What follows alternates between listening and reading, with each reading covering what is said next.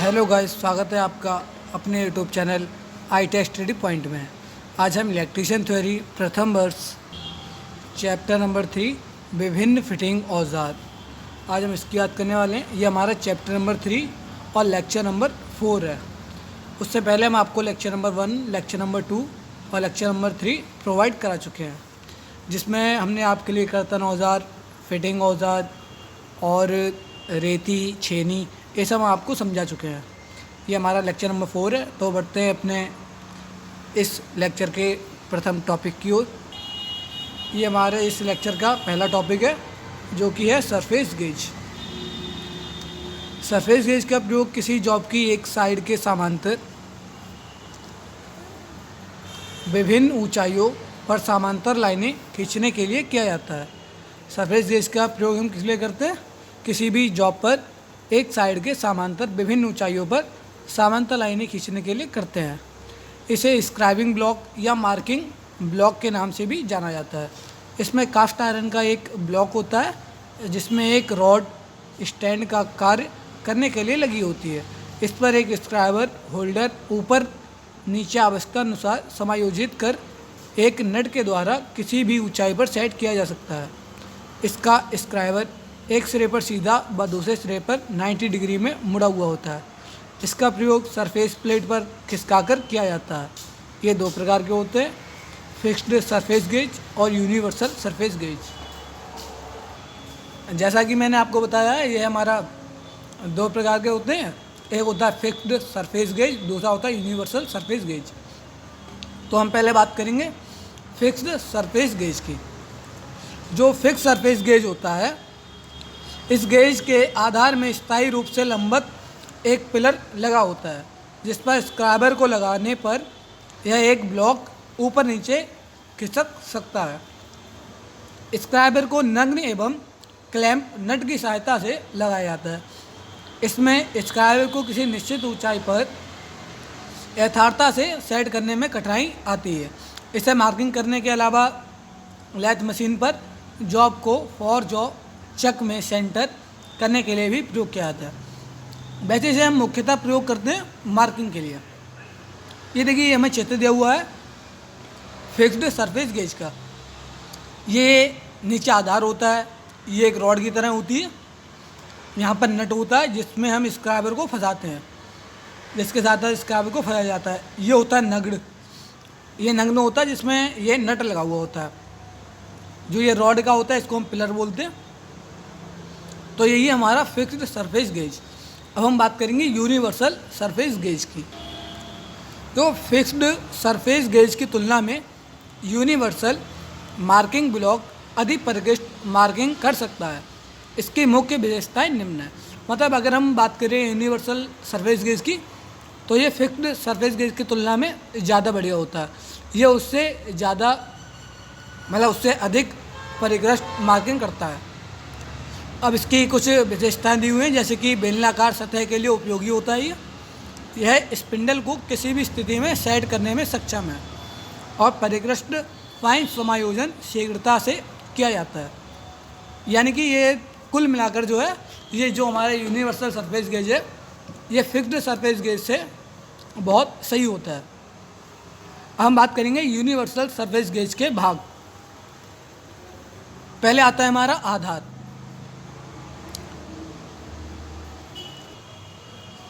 Universal surface gauge का आधार steel अथवा डलवा लोहे का बना होता है। आधार में नीचे की तरफ वी आकार का खांचा कड़ा होता है।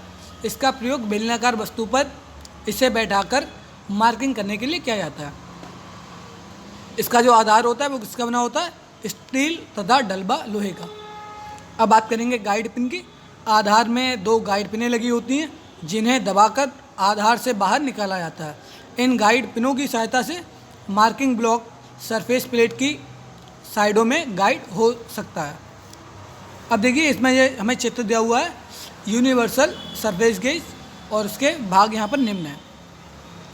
यह है आधार, यह है रॉकर आर्म, और ये यहाँ पर है गाइड पिन। यह है बी ग्रुप, जैसे कि ये रोकने में सक्षम होता है, यह है बी ग्रुप। और जो ये है, ये हमारा फाइन एडजस्टमेंट स्क्रू, ये हमारा स्पिंडल है। ये हमारा क्लैंपिंग नट हो गया, ये स्नग हो गया और ये हमारा स्क्राइबर है। इसकी सहायता से हम जो हमारी बेलनाकार वस्तु होती है उनमें मार्किंग करने का ये हमारा कार्य आता है। अगला है रॉकर आर्म। रॉकर आर्म को सूक्ष्म समायोजन स्क्रू और स्प्रिंग की सहायता से आधार में लगाया जाता है। आधार में रॉकर आर्म का दूसरा मतलब जो रॉकर आर्म है वह लॉक नट की सहायता से पिलर को फिट कर दिया जाता है और रॉकर आर्म का दूसरा सिरा एक एडजस्टिंग स्क्रू से जुड़ा होता है जिसकी सहायता से फाइन एडजस्टमेंट किया जाता है। इसका जो एक सिरा होता है वो जो लॉक नट है उसकी सहायता से पिलर में फिट होता है और जो उसका दूसरा सिरा होता है वो कहाँ होता है, इसका दूसरा सिरा एडजस्टिंग स्क्रू से जुड़ा हुआ होता है जिससे कि हम एकदम बढ़िया से एडजस्टमेंट इसका कर सकते हैं। अगला स्क्राइबर। स्नग व क्लैंपिंग नट की सहायता से स्क्राइबर को किसी भी स्थिति में फिट किया जा सकता है। फिर आता हमारा स्पिंडल। स्पिंडल और रॉकर आर्म में लगा होता है। इस स्पिंडल से ही स्क्राइबर समायोजित होता है। तो ये हमारा स्पिंडल है, ये कहाँ लगा है, ये रॉकर आर्म में लगा है जिसमें हमारा जो स्क्राइबर है ये समायोजित है। अब हम बात करेंगे सरफेस गेज द्वारा मार्किंग करना कि अगर हम सरफेस गेज द्वारा मार्किंग करते हैं तो कैसे करेंगे। तो मार्किंग ब्लॉक अथवा सरफेस गेज का प्रयोग किसी जॉब पर उसके आधार के समांतर रेखाएं खींचने के लिए किया जाता है, जैसा कि चित्र में दर्शाया गया है। चलो हम आपको इसका चित्र भी दिखा देते हैं। देखो ये यहाँ पर पहला चित्र दिया है, सरफेस गेज द्वारा समांतर रेखा खींचना। देखो ये यहाँ पर हमें ये दर्शा रहा है कि हम सरफेस गेज द्वारा समांतर रेखा कैसे खींच सकते हैं। जो भी हमारा कारखंड होता है वहाँ पर इसको हम रखते हैं, यह आधार द्वारा रखा जाता है। फिर उसकी जो समांतर रेखाएं हैं वो हम स्क्राइबर के द्वारा आवश्यकता अनुसार लंबाई लेकर खींच सकते हैं। यह है मशीन स्पिंडल के केंद्र में जॉब सेट करना। ये हमें जॉब को सेट करने की इसमें दिखाया गया है कि हमें किस तरह सेट करना है। अब हम बात करेंगे सरफेस गेज के उपयोग की कि इनके उपयोग क्या क्या हैं। तो कार्यखंड पर आधार के समांतर रेखाएं खींचने के लिए हम इसका प्रयोग करते हैं और लेथ व अन्य मशीनों पर मार्किंग के दौरान कार्यखंड को मजबूती से पकड़ने के लिए भी इसका प्रयोग करते हैं। गोल तथा वर्गाकार छड़ के केंद्र ज्ञात करने के लिए इसका प्रयोग करते हैं और 1/64 या फिर 1/64 इंच तथा 1/2 mm की शुद्धता में मार्किंग करने के लिए इसका प्रयोग करते हैं। तो हम आशा करते हैं कि आपको सरफेस गेज समझ में आया होगा और इसको उपयोग भी समझ में आए होंगे। और बाकी अगर आपको अभी तक वीडियो थोड़ी सी भी अच्छी लगी हो तो वीडियो को प्लीज़ लाइक करें, चैनल को सब्सक्राइब भी कर लें ताकि आपको ऐसी रेगुलर वीडियोस मिलती रहें। और बाकी हमने आप लोगों के लिए गिव अवे भी रखा है कि जो भी हमारे 200 न्यू सब्सक्राइबर होंगे, क्योंकि अभी हमने न्यू चैनल क्रिएट किया है, तो जो भी स्टूडेंट हमारे 200 सब्सक्राइबर बनेंगे उनके लिए हम फ्री में बढ़िया हैंड राइटिंग में और सिंपल लैंग्वेज में नोट्स प्रोवाइड कराएंगे। जैसे ही हमारे 200 सब्सक्राइबर कंप्लीट होते हैं हम वैसे ही आपके लिए तुरंत नोट्स प्रोवाइड करा देंगे। गिव अवे में पार्टिसिपेट करने के लिए आपको बस चैनल को सब्सक्राइब करना है, वीडियो को लाइक करना है और कमेंट में अपना व्हाट्सएप नंबर दे देना है ताकि जैसे ही हमारे 200 सब्सक्राइबर पूरे होते हैं हम तुरंत आपके लिए व्हाट्सएप द्वारा नोट्स प्रोवाइड करा सकें। तो हम बढ़ते हैं अपने अगले टॉपिक की ओर। हमारी जो अगली हेडिंग है वो है पैरेलल ब्लॉक। देखो ये ब्लॉक अधिकतर कार में स्टील को हार्ड तथा टेम्परिंग करने के पश्चात ग्राइंड करके बनाए जाते हैं। इनका प्रयोग अधिकतर मशीन शॉप में जॉब के नीचे रखने के लिए किया जाता है, जिससे कि जॉब के नीचे की सतह को मशीन टेबल या बाइस की सतह से या फिर उनके समांतर रखा जा सके। इसके अतिरिक्त जॉब की ऊंचाई को कुछ ऊपर बढ़ाने के लिए भी इन्हें ब्लॉकों का प्रयोग किया जाता है। साधारणतः पैरेलल ब्लॉक दो प्रकार के होते हैं, ठोस पैरेलल ब्लॉक और दूसरा होता है एडजस्टेबल पैरेलल ब्लॉक। पहला है ठोस पैरेलल ब्लॉक। पहले हम इसकी बात करेंगे। तो मशीन शॉप में जॉब को वर्क टेबल से ऊंचा उठाकर रखने के लिए ठोस पैरेलल ब्लॉक का प्रयोग करते हैं। इसका हम प्रयोग किस लिए करते हैं, जैसे कि मशीन शॉप में किसी भी जॉब को वर्क टेबल से अगर ऊंचा हमें उठाना है तो हम ठोस पैरेलल ब्लॉक का प्रयोग करेंगे। इनका साइज सामान्य रखा जाता है, मतलब लंबाई चौड़ाई और ऊंचाई के अनुसार। आप इनका चित्र देख लीजिए ताकि आप इनको समझ सकें। तो ये हमारे पैरेलल ब्लॉक का चित्र है।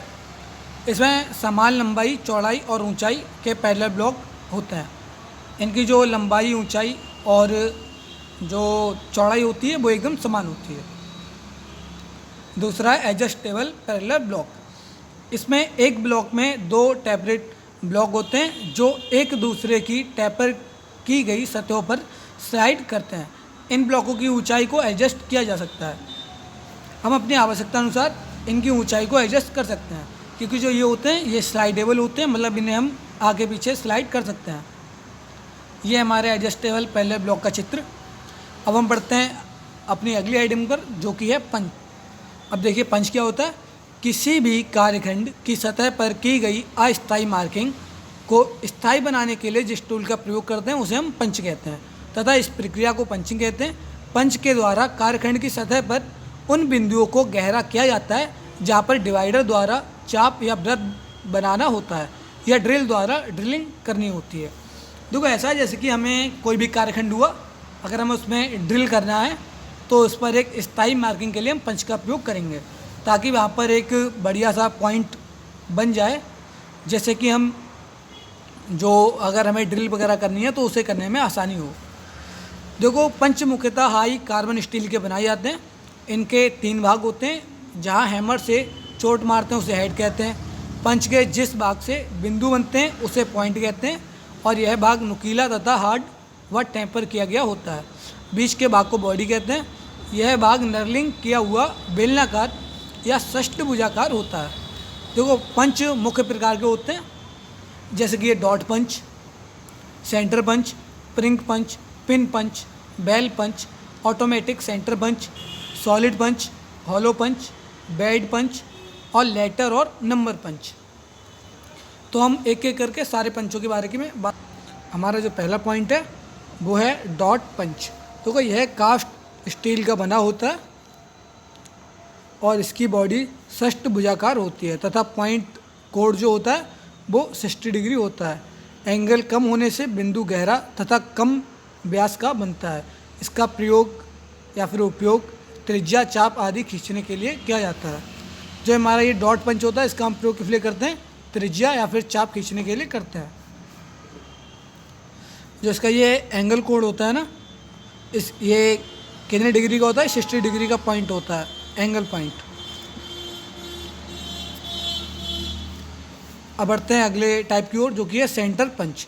यह पंच डॉट पंच से आकार में बड़ा होता है। इसके जो पॉइंट कोण है वो 90 डिग्री होता है, जिससे ड्रिल पॉइंट आसानी से पंच द्वारा लगाए गए सेंटर में बैठ सके।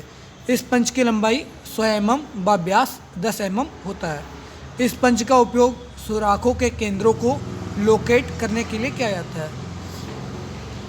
इसका आपको पॉइंट कोड याद रखना है कि जो सेंटर पंच होता है उसका पॉइंट कोड कितना होता है, क्योंकि पिछली बार ये क्वेश्चन एग्ज़ाम में आया था, उसमें पूछा गया था कि जो सेंटर पंच है उसका पॉइंट कोड कितना होता है।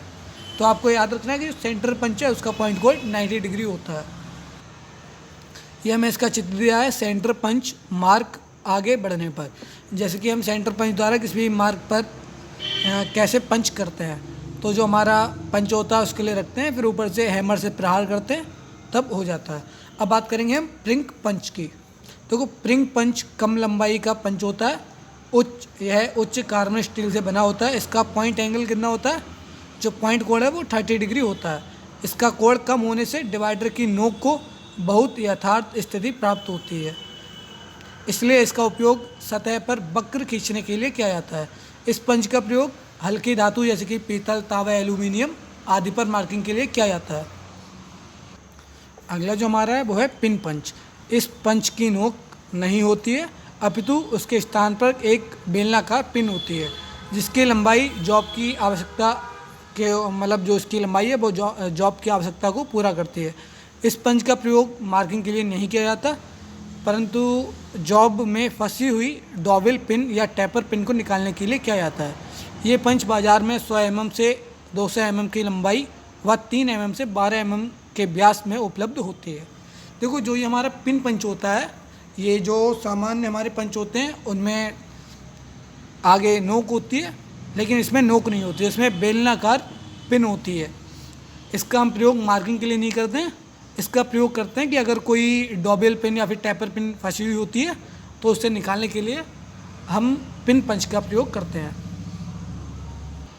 जो हमारा अगला पंच है वो है बेल पंच। इसका बाह्य आवरण एक घंटी के आकार का होता है। इसके ठीक सेंटर में एक पंच लगा होता है।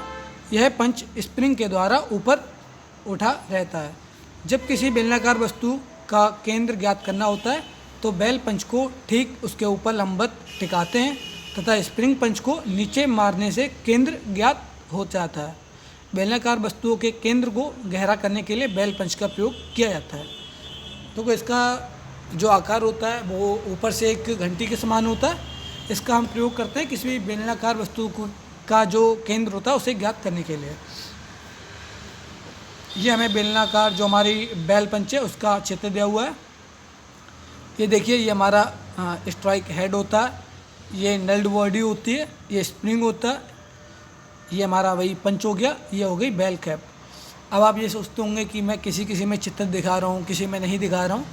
तो ऐसा है, जो पंच हैं वो एकदम सामान्य एक दूसरे की तरह थे, परंतु ये अलग है, इसलिए मैं आपको इसका चित्र भी दिखा रहा हूँ। वो एकदम सेम थे। और ये भी देखो, जो ये ऑटोमेटिक सेंटर पंच है, ये भी जो हमारे पिछले पंच थे जैसे कि प्रिंग पंच वगैरह हो गए, ये उन्हीं के तरह हैं। ऑटोमेटिक सेंटर पंच यह एक आधुनिक प्रकार का पंच है। इस पंच का उपयोग फाइन तथा सही मार्किंग हेतु किया जाता है। इसमें एक स्प्रिंग स्टील का ब्लॉक इस प्रकार लिया जाता है कि पंच को दबाने पर यह बिना हैमर का उपयोग किए मार्किंग कर देता है। इसकी जो पॉइंट कोड होता है वो कितना होता है, 60 डिग्री तथा 90 डिग्री। जो ये हमारा ऑटोमेटिक सेंटर पंच है, इनके मतलब ये 2 पॉइंट कोड में आते हैं, पहला 60 डिग्री, दूसरा 90 डिग्री। ये सामान्य देखने में तो जो हमारे सामान्य पंच हैं उनकी तरह होता है, परंतु हमें इससे मार्किंग करने के लिए किसी भी हैमर की आवश्यकता नहीं होती है। ये बिना हैमर द्वारा ही अपने आप मार्किंग कर देता है। अगला है हमारा होलो पंच। ये पंच अंदर से खोखले होते हैं तथा मुलायम पदार्थों में बड़े छेद करने के काम आते हैं। इसके पॉइंट वाले भाग की परिधि को चारों ओर से ग्राइंड करके धारदार बना दिया जाता है। ये 1.5 mm से 13 mm तक के साइज में उपलब्ध होते हैं। चमड़े की शीट, रबड़ की शीट, गत्ता आदि में सुराख करने के लिए इस पंच का प्रयोग किया जाता है। ये हमारा होलो पंच हो गया। ये हमें चित्र दिया है, ये इसका हम प्रयोग इसलिए करते हैं, किसी भी जो हमारी चमड़े की शीट है या रबड़ की शीट है, मतलब जो हमारी पतली धातु होती हैं उनमें प्रयोग करने के लिए, मतलब उनमें छेद करने के लिए इसका प्रयोग करते हैं। अगला है हमारा बेड पंच। बेड पंच बनावट में खोखले पंच के समान ही होता है। इसका उपयोग बड़े व्यास वाले छिद्रों में किया जाता है। इस पंच से जब कर्तन छिद्र कट जाता है तो पुश रॉड की सहायता से छिद्र के खराब पदार्थ को बाहर निकाल लेना चाहिए। जो ये हमारा बेड पंच होता है, ये खोखले पंच के तरह ही होता है देखने में। इसका हम प्रयोग बड़े व्यास वाले छिद्रों को बनाने के लिए करते हैं। अब हम बढ़ते हैं अगले पॉइंट की। जो हमारा अगला पंच है, ये हमारा लास्ट पंच है। यह है लेटर और नंबर पंच। इस बॉक्स सेट में 0.8 mm से 13 mm तक के आकार वाले पंचों को रखा जाता है। सबसे पहले पंच की तुलना में स्टैंप की जाने वाली सतह की जांच रेती की सहायता से करते हैं, जैसा कि चित्र में आपको दर्शाया गया है, क्योंकि अधिक कठोर पदार्थ पर चिन्ह करने से पंच के खराब होने का खतरा रहता है। इस प्रकार के पंच का प्रयोग कार्यघंट पर लेटर और नंबर को चिन्हित करने के लिए किया जाता है। इसका हम प्रयोग कहाँ करते हैं? इसका हम प्रयोग करते हैं किसी भी कार्यघंट पर लेटर या फिर किसी नंबर को बनाने के लिए इसका प्रयोग करते हैं। तो ये हमारा लेक्चर आज यहीं पर समाप्त होता है। इसमें हमने आपके लिए पूरा जो हमारा पंच है उसे हमने आपके लिए एकदम बढ़िया से समझा दिया है, और साथ में आपको इस लेक्चर में सरफेस गेज भी बताया है। तो आशा करते हैं कि आपको जो भी हमने अभी तक समझाया है वो आपको समझ में आया होगा। और बाकी आपसे बस यही विनती है कि अगर वीडियो थोड़ी सी भी अच्छी लगी हो तो वीडियो को लाइक करें और चैनल को सब्सक्राइब करें। और अगर आपको हमारा पढ़ाना थोड़ा सा भी पसंद आता हो तो प्लीज़ हमें सपोर्ट करें, और बाकी हमारे चैनल को, हमारी वीडियोस को शेयर करें, ताकि और लोग भी हमारे द्वारा थोड़ी सी शिक्षा ग्रहण कर सकें। तो मिलते हैं आपको अगले लेक्चर में, तब तक के लिए धन्यवाद।